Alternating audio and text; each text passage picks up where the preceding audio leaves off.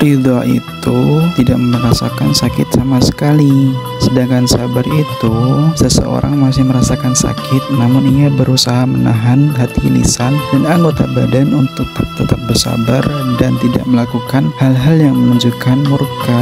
Keterangan seperti ini diterangkan oleh Syekh Muhammad Shalih Al-Munajjid. Itulah perbedaan sabar dan ridho, di mana ridho memiliki tingkat yang lebih tinggi daripada sabar. Lalu, bagaimana cara agar bisa sampai pada tingkat ridho, kemudian bersyukur? Yuk simak penjelasannya. Pertama, melihat kepada pilihan Allah, pasti Allah memilih yang terbaik untuk kita. Dari Suhaib, ia berkata bahwa Rasulullah SAW bersabda, sungguh menakjubkan keadaan seorang mukmin, seluruhnya urusannya itu baik. Ini tidaklah didapati kecuali pada seorang mukmin.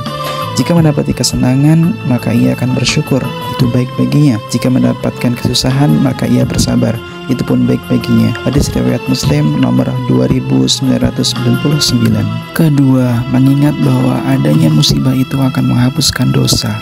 Dari Abu Hurairah radhiyallahu anhu meriwayatkan bahwa Rasulullah SAW bersabda, ujian akan selalu bersama dengan orang beriman lelaki maupun perempuan, baik pada dalam diri, anak dan hartanya, sampai dia bertemu dengan Allah dalam keadaan tidak mempunyai satu kesalahan pun. Hadis riwayat Tirmizi. Ketiga, memandang musibah lebih ringan. Kalau kita memandang musibah yang menimpa kita masih lebih ringan dan Allah masih menyayangi kita, sedangkan musibah yang menimpa lainnya itu lebih berat, hal ini menyebabkan rasa syukur kita akan lebih bertambah karena masih ada yang lebih berat cobaannya dibandingkan dengan diri kita saat ini. Keempat, hendaklah melihat pada akibat dari musibah.